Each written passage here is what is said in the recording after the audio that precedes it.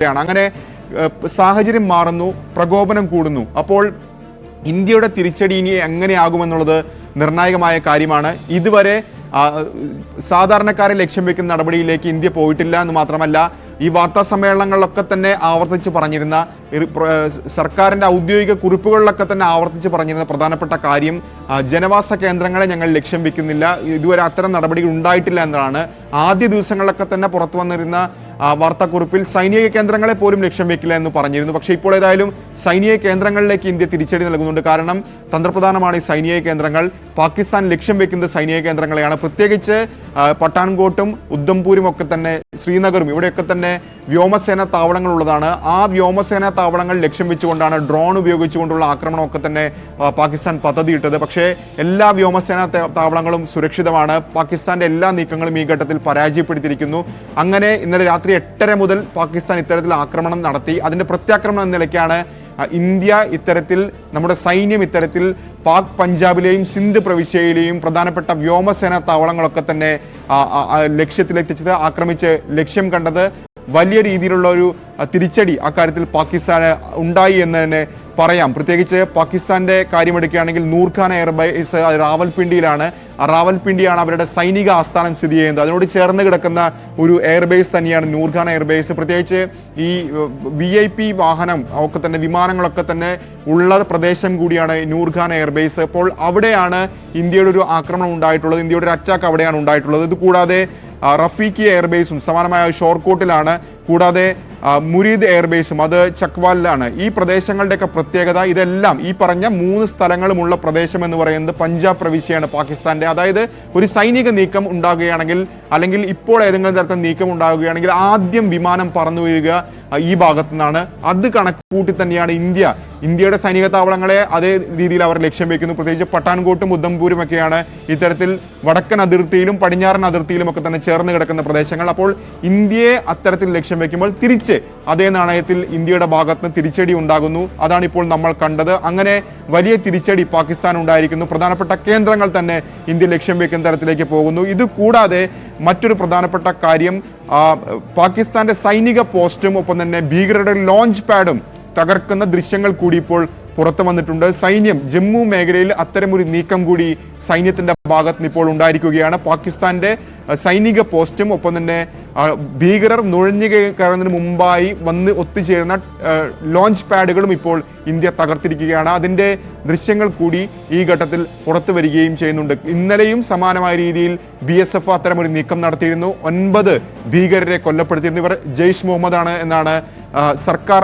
വ്യക്തമാക്കുന്നത്. ഏതായാലും ഇന്നിപ്പോൾ പാകിസ്ഥാന്റെ പോസ്റ്റുകളും ഒപ്പം തന്നെ ഭീകര ലോഞ്ച് പാഡും ഇന്ത്യ തകർത്തിരിക്കുകയാണ്. ഭീകരരെ പാക് പട്ടാളം തന്നെയാണ് ഇന്ത്യയിലേക്ക് കയറ്റിവിടാൻ സഹായിക്കുന്നത്. അപ്പോൾ അത്തരമൊരു നീക്കം കൂടി ഇപ്പോൾ സൈന്യം തകർത്തിരിക്കുകയാണ്. ഓരോ മേഖലയും വളരെ കൃത്യമായി അളന്ന് കുറിച്ചുള്ള ആക്രമണം ഇന്ത്യയുടെ ഭാഗത്തുനിന്നുണ്ടാകുന്നു എന്നുള്ളതാണ് ഏറ്റവും പ്രധാനപ്പെട്ടത്. ഇതിനിടയിൽ പാക് ഡ്രോണ്, അത് ഇന്ത്യൻ ആംഡ് ഫോഴ്സസ് വെടിവെച്ചിട്ട് ആ പാക് ഡ്രോണിന്റെ ദൃശ്യങ്ങളടക്കം അമൃത്സറിലെ വാദല വില്ലേജിൽ കണ്ടെത്തി എന്നുള്ള ദൃശ്യങ്ങൾ കൂടി നമുക്ക് ലഭ്യമായിട്ടുണ്ട്. അല്പസമയത്തിനകം പ്രേക്ഷകരിലേക്ക് എത്തും. അങ്ങനെ നിർണായകമായ ഓരോ നീക്കങ്ങളും ഇതാണ് ആ ദൃശ്യങ്ങളെന്നാണ് മനസ്സിലാക്കേണ്ടത്. ഡ്രോണുകളുടെ ദൃശ്യങ്ങൾ അത് ഇന്ത്യൻ ആംഡ് ഫോഴ്സ് അമൃത്സറിന്റെ സമീപത്തുള്ള വില്ലേജിൽ, ഗ്രാമത്തിൽ നിന്ന് കണ്ടെടുത്തു, വെടിവെച്ചിട്ടതാണ്. അവിടെ കണ്ടെടുത്ത ദൃശ്യങ്ങളിലേക്കാണ് ഇപ്പോൾ പ്രേക്ഷകർ പോകുന്നത്. വളരെ പ്രധാനപ്പെട്ട നീക്കങ്ങൾ ഇന്ത്യയുടെ ഭാഗത്തു നിന്ന് ഉണ്ടാകുന്നു എന്നതിന്റെ സൂചനയാണ്. ഡ്രോണുകൾ പറന്ന് ഇന്ത്യയിൽ കടക്കുമ്പോൾ തന്നെ വെടിവെച്ചിടുന്നു എന്നുള്ളതാണ്. നേരത്തെ മുൻ സൈനിക ഉദ്യോഗസ്ഥരൊക്കെ പറഞ്ഞതുപോലെ പലതരത്തിലുള്ള കാര്യങ്ങൾക്ക് ഈ ഡ്രോണുകൾ ഉപയോഗിക്കാം. നമ്മുടെ തന്ത്രപ്രധാന മേഖലകൾ കടന്നു എന്ന് അതിൻ്റെ ചിത്രങ്ങൾ പകർത്താനുള്ള സംവിധാനങ്ങൾ ഉണ്ടാകും. പ്രഹരശേഷിയുള്ള ആയുധങ്ങൾ പക്ഷേ അതിലുപയോഗിക്കുന്ന പശ്ചാത്തലമുണ്ടാകും. ഡ്രോണുകൾ 100 കണക്കിന് ഒരുമിച്ച് പറപ്പിച്ച് സൈന്യത്തിന്റെ ശ്രദ്ധ തിരിക്കാനുള്ള ശ്രമങ്ങൾ ഉണ്ടാകും. അങ്ങനെ പലതരത്തിലുള്ള ശ്രമങ്ങൾ പാകിസ്ഥാന്റെ ഭാഗത്തു നിന്ന് ഉണ്ടാകുന്നുണ്ട്. പക്ഷെ അവയൊന്നും കൃത്യമായി ലക്ഷ്യം കാണുന്നില്ല എന്നുള്ളത് തന്നെയാണ് ഏറ്റവും നിർണായകമായ കാര്യം. ഇതിനിടയിലാണ് 10 മണിക്ക്, അതായത് ഏതാണ്ട് 1.25 മണിക്കൂറിന് ശേഷം, 1 മണിക്കൂർ 10 മിനിറ്റിന് ശേഷം സംയുക്ത വാർത്താ സമ്മേളനം വിദേശ പ്രതിരോധ മന്ത്രാലയങ്ങൾ സംയുക്തമായി വിളിച്ചിരിക്കുന്നത്. അത് ഏറെ ഗൗരവമുള്ള ചില കാര്യങ്ങൾ പങ്കുവെക്കാനാണ് എന്ന കാര്യത്തിൽ സംശയമില്ല. അസാധാരണമായ വാർത്താ സമ്മേളനം തന്നെയായി അതിനെ വിശേഷിപ്പിക്കുകയും തുടരുകയും ചെയ്യാം. കാരണം ഇതുവരെ നമ്മൾ സ്വീകരിച്ച നടപടികളുണ്ട്, നിർണായകമായ ചില പ്രഖ്യാപനങ്ങൾ ഉണ്ടായേക്കാം എന്ന് മനസ്സിലാകുന്നുണ്ട്. പാകിസ്ഥാൻ യുദ്ധം പ്രഖ്യാപിച്ചപ്പോൾ തിരിച്ച് അത്തരമൊരു നടപടിയിലേക്ക് ഇന്ത്യ കടക്കുമോ എന്നുള്ളതാണ്. ഇതുവരെ രാകേഷ്, നമ്മൾ ഇതുവരെ സംയമനം പാലിക്കുകയായിരുന്നു. ഭീകര കേന്ദ്രങ്ങൾ ആക്രമിച്ച പശ്ചാത്തലമുണ്ടായിരുന്നു. പക്ഷേ നമ്മുടെ സിവിലിയൻസ് നേരത്തെ പറഞ്ഞതുപോലെ നമ്മുടെ സാധാരണ ജനങ്ങളെ, നിരവധി ആളുകളെ അവർ കൊല ചെയ്യപ്പെടുന്ന ഒരു പശ്ചാത്തലമുണ്ട്. നേരത്തെ 27 ടൂറിസ്റ്റുകളെ കശ്മീരിൽ കൊലപ്പെടുത്തി, പെഹൽഗാമിൽ കൊലപ്പെടുത്തിയതിനു ശേഷം അതിൽ വളരെ കൃത്യമായ പങ്കാളിത്തത്തിനുള്ള തെളിവുകൾ ലോകരാജ്യങ്ങൾ കൈമാറിയ ശേഷമാണ് ഇന്ത്യ ആക്രമണം ആരംഭിച്ചത്. ഈ പാകിസ്ഥാൻ ഇങ്ങോട്ട് ഒരു പേരിട്ടൊക്കെ ആക്രമണം ആരംഭിച്ച പശ്ചാത്തലത്തിൽ ഇന്ത്യയും സമാനമായ നടപടി സ്വീകരിക്കുമോ? രഞ്ജിത്ത്, ഇപ്പോൾ പ്രധാനമായും പങ്കുവയ്ക്കാനുള്ളത് സൈന്യത്തിന്റെ ഒരു വാർത്താക്കുറിപ്പ് ഇപ്പോൾ ഈ ഘട്ടത്തിൽ വന്നിരിക്കുന്നു. സൈന്യത്തിന്റെ പ്രതികരണം വന്നിരിക്കുന്നു എന്നുള്ളതാണ്. ഏതാണ്ട് 3 മിനിറ്റ് മുമ്പെയാണ് ഔദ്യോഗികമായി സൈന്യം ഇപ്പോൾ പ്രതികരിച്ചിരിക്കുന്നത്. അതായത് പാകിസ്ഥാന്റെ ഭാഗത്തുനിന്ന് ഇത്തരത്തിൽ പ്രകോപനം വർദ്ധിച്ച സാഹചര്യമാണ് ഇപ്പോൾ. പ്രത്യേകിച്ച് പടിഞ്ഞാറൻ അതിർത്തിയിൽ വലിയ തോതിൽ പ്രകോപനം കഴിഞ്ഞ ദിവസത്തിനെ അപേക്ഷിച്ച് വർദ്ധിച്ചു വരുന്നു എന്നാണ് ഇപ്പോൾ സൈന്യം പറയുന്നത്. ഇന്ന് പുലർച്ചെ 5 മണിയോടുകൂടി ഇത്തരത്തിൽ പാകിസ്ഥാന്റെ ഡ്രോണുകൾ ഇന്ത്യൻ ആകാശത്തെത്തി. പ്രധാനമായും അത് ലക്ഷ്യം വെച്ചിരുന്നത് അമൃത്സറിലെ ഖാസ കണ്ടോൺമെന്റ് ആണ്.